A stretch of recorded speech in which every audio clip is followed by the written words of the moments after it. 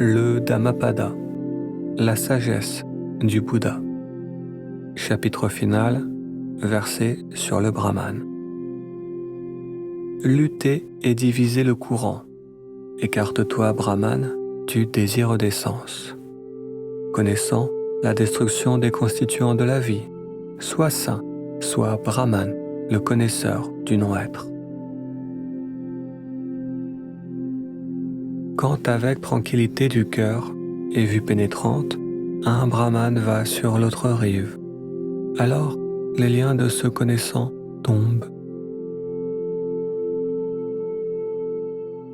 Celui pour qui n'existe ni cette rive intérieure, ni cette rive extérieure. Celui qui ne réside ni dans cette rive-ci, ni dans cette rive-là. Celui qui est sans détresse et non lié. C'est lui que j'appelle un homme saint, un Brahman. Celui qui est méditatif et sans défaut, qui reste stable, fixé. Celui qui a fait son devoir et qui est libre de purulence. Celui qui a atteint le plus haut but. C'est cet homme-là que j'appelle un saint, un Brahman.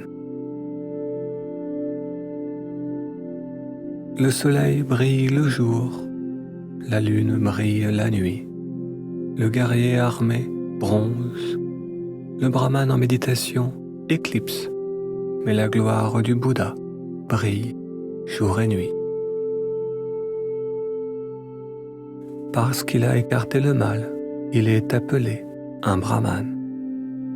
Parce que sa conduite est équilibrée, il est appelé un sans essence. Puisqu'il a renoncé à ses impuretés, il est appelé un en aller. On ne doit pas frapper un Brahman. Non plus ce Brahman ne doit donner libre cours à sa colère contre qui le blesse. Honte à celui qui frappe un Brahman, et une honte encore plus grande pour le Brahman qui donnerait libre cours à sa colère. Pour un Brahman, la non-revanche n'est pas une victoire. Quand l'esprit est sevré des choses chères et que l'intention de blesser l'autre cesse, c'est seulement à ce moment-là que la souffrance s'apaise. Celui qui ne fait aucun mal par le cœur, la parole ou l'esprit.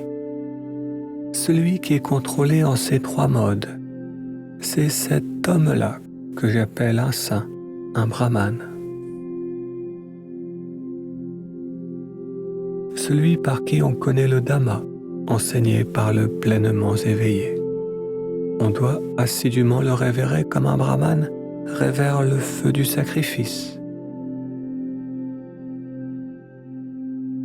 Ce n'est pas par le tressage des cheveux, ni grâce à la famille ou à sa naissance, que l'on devient un Brahman. Mais en celui qui est pur, il existe la vertu du Dhamma. Il est un saint, un Brahman. Pourquoi ces cheveux tressés, ô homme sans intelligence? Pourquoi ce vêtement en peau d'antilope? Intérieurement, vous êtes plein de passion. Extérieurement, vous les portez. La personne qui porte des robes trouvées sur les tas d'ordures, qui est maigre, dont les veines sont apparentes, qui médite seul dans la forêt. C'est cet homme-là que j'appelle un saint, un Brahman. Je ne l'appelle pas un Brahman simplement parce qu'il est né ou issu d'une mère brahmane. S'il a conservé les obstacles, cet homme est simplement appelé Monsieur. Celui qui est libéré des obstacles, libre d'attachement, c'est cet homme-là que j'appelle un saint, un Brahman. Celui qui a coupé tous les liens, qui ne tremble pas, qui a été au-delà des obstacles et qui est sans attachement. C'est cet homme-là que j'appelle un saint, un brahmane. L'éveillé qui a coupé la courroie de la haine, la sangle des attachements et le nœud des hérésies. Celui qui s'est coupé de toutes ses dépendances et qui a coupé le filet de l'ignorance. C'est cet homme-là que j'appelle un saint, un brahmane. Celui qui sans colère supporte le reproche, le fouet et les punitions. Celui dont l'arme puissante est la patience. C'est cet homme-là que j'appelle un saint, un brahmane. Celui qui n'est pas haineux, mais qui est insoumis, vertueux, non imbibé de désir, contrôlé et qui porte sa dernière enveloppe. C'est cet homme-là que j'appelle un saint, un brahmane. Comme l'eau sur la feuille du lotus, comme une graine de moutarde au bout de sa tige. Celui qui ne s'attache pas au plaisir des sens, c'est cet homme-là que j'appelle un saint, un brahmane. Celui qui réalise ici et par lui-même la destruction de la souffrance. Celui qui a déposé le fardeau de la haine et s'est émancipé de l'ignorance. C'est cet homme-là que j'appelle un saint, un brahmane. Celui dont la sagesse est profonde, qui est sage, qui est habile dans la voie et la non-voie. Celui qui a atteint le plus haut but. C'est cet homme-là que j'appelle un saint, un brahmane. Celui qui n'a aucune intimité avec les maîtres de maison, ni avec les sans-foyer, qui erre sans demeure et qui est sans être cher. C'est cet homme-là que j'appelle un saint, un brahmane. Celui qui a laissé le gourdin et qui ne frappe plus ni les faibles ni les forts. Celui qui jamais ne tue ou n'est cause de mort. C'est cet homme-là que j'appelle un saint, un brahmane. Celui qui est amical parmi les hostiles, qui est paisible parmi les violents. Celui qui n'est pas attaché, c'est cet homme-là que j'appelle un saint, un brahmane. Celui en qui la convoitise, la haine, l'orgueil et le dénigrement sont tombés comme une graine de moutarde de la pointe de sa tige. C'est cet homme-là que j'appelle un saint, un brahmane.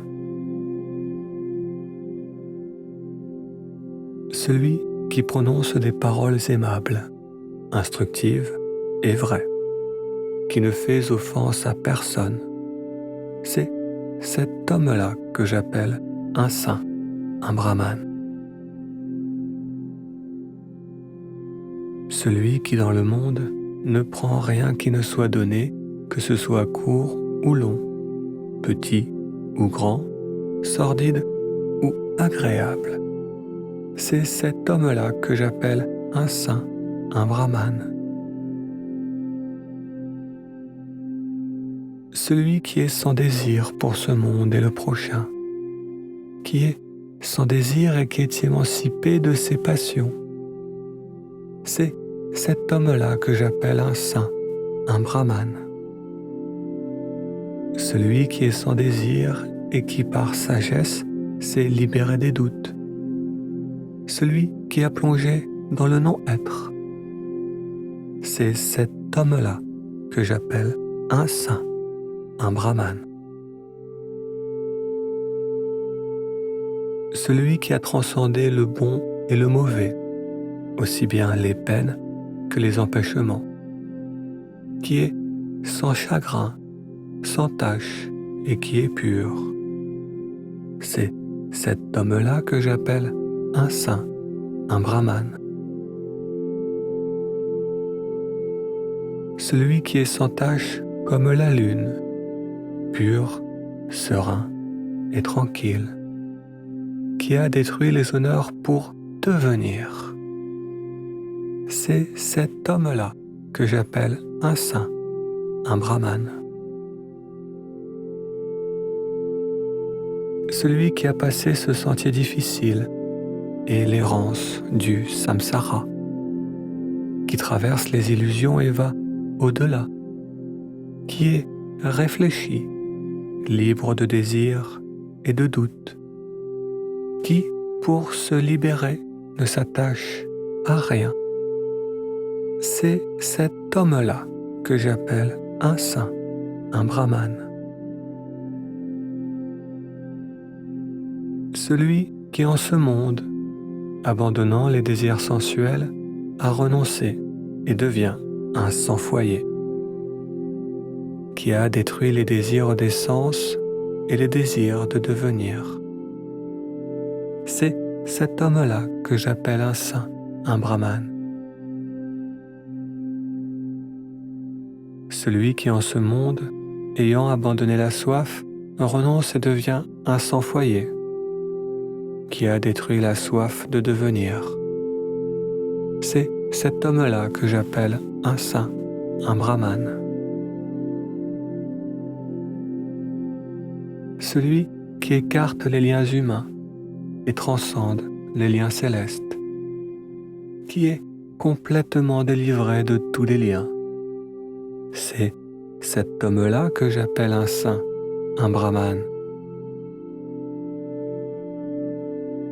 Celui qui a abandonné goût et dégoût, qui est apaisé et sans agrégat, qui a conquis le monde et reste énergique. C'est cet homme-là que j'appelle un saint, un brahmane. Celui qui en toute façon connaît la mort et la renaissance des existences, qui est détaché, bien allé et éveillé. C'est cet homme-là que j'appelle un saint, un brahmane. Celui dont la destinée n'est connue ni des Devas, ni des Gandharvas, ni des hommes, qui a détruit toutes les purulences et est devenu un éveillé. C'est cet homme-là que j'appelle un saint, un brahmane. Celui qui n'a pas d'attachement pour les agrégats du passé, du futur ou du présent, qui est sans attachement ni convoitise. C'est cet homme-là que j'appelle un saint, un brahmane. Vous l'appelez le sans peur, le noble, le héros, le grand sage, le conquérant, le sans désir ou l'éveillé. Mais c'est cet homme-là que j'appelle un saint, un brahmane. Celui qui connaît ses anciennes demeures, qui voit les cieux et les enfers, qui a atteint la fin des naissances, qui, avec une sagesse supérieure, s'est parfait lui-même, qui a achevé la vie du Dhamma et qui a consumé toutes ses passions. C'est cet homme-là que j'appelle un saint, un brahmane.